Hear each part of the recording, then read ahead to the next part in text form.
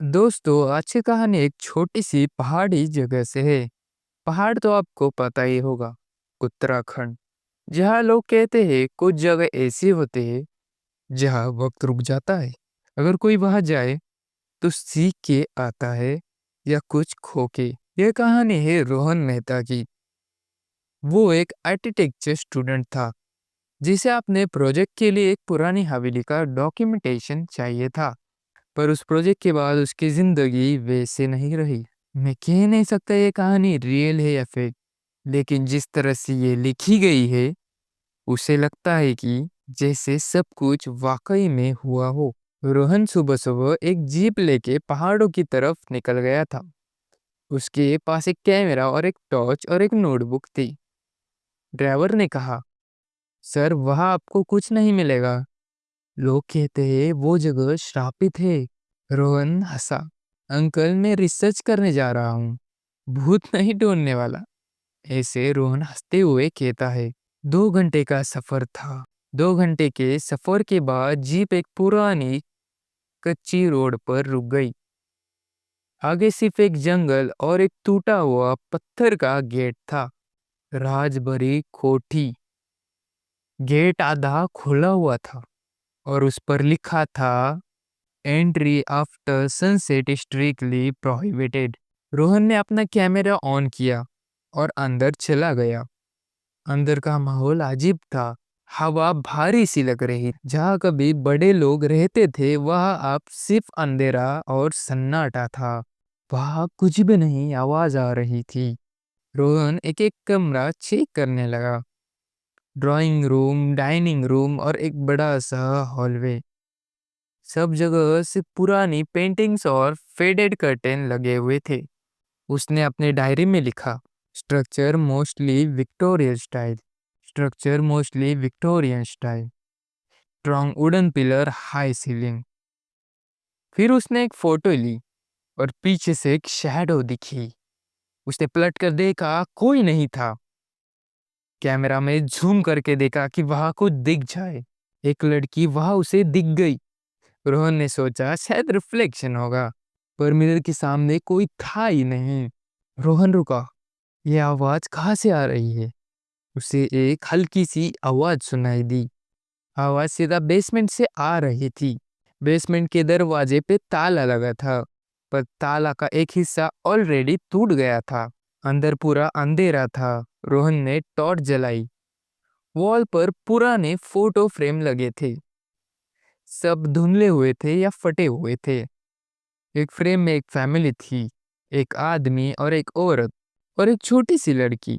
नीचे लिखा था, द राजबरी फैमिली 1924। मतलब वो फोटो 1924 की थी, ये उसे समझ में आ चुका था। रोहन ने फोटो के पीछे लिखा हुआ देखा, स्टिल शी वेटिंग। उसके पीछे एक छोटा टनल जैसा रास्ता था। रास्ता एक सीक्रेट रूम तक जाता था। अंदर एक पुराना कमरा था। एक टेबल, एक डायरी और एक मिरर वहां पे थे। डायरी के पहले पेज पर लिखा था, मेरा नाम अनन्या है, मुझे यहाँ बंद कर दिया गया है। रोहन ने पढ़ना शुरू किया। उस डायरी में जो लिखा था उससे बहुत डर उसे लग रहा था, लेकिन पर वो उसे पढ़ना चाहता था। पापा के मरने के बाद मम्मी पागल हो गई। उन्होंने कहा मैं उनके साथ मर जाऊंगी, पर मैंने मना कर दिया। तब उन्होंने मुझे यहाँ बंद कर दिया। मुझे सिर्फ ये मिरर दिया गया जिसमें मैं सिर्फ अपना नहीं, अपने दर्द का चेहरा देखती हूँ। रोहन का दिल तेज धड़कने लगा। उसने डायरी बंद की और मिरर की तरफ देखा। मिरर में उसका चेहरा ब्लर दिख रहा था। उसने टॉर्च एडजस्ट की और देखा, मिरर में एक लड़की उसके पीछे खड़ी थी। लड़की सफेद कपड़ों में, पूरे चेहरे पर उदासी और हाथ में एक छोटा सा खिलौना। रोहन ने कैमरा उठाया, रिकॉर्ड करने की कोशिश की, पर जब स्क्रीन पे देखा लड़की अब उसके बिल्कुल पास ही थी। और उसके बाद सब कुछ काला पड़ गया। अगली सुबह विलेजर्स ने देखा रोहन हवेली के बाहर पड़ा हुआ था। वो बेहोश था।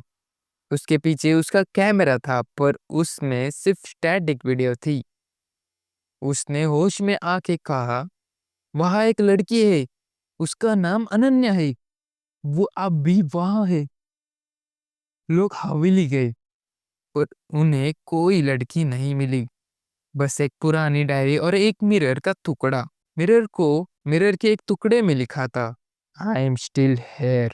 2 साल बाद रोहन फिर से उस जगह आया, इस बार एक प्रोफेशनल टीम के साथ।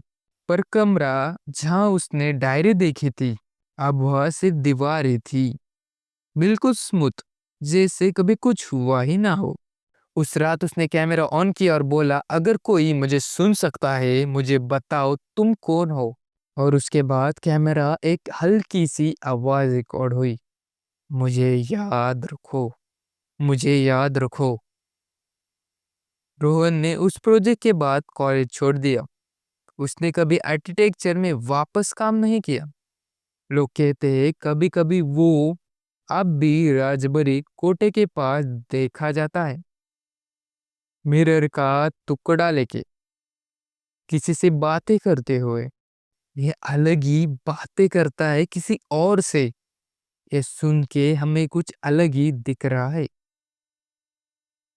कुछ लोग कहते हैं अनया उसे कभी छोड़ी नहीं।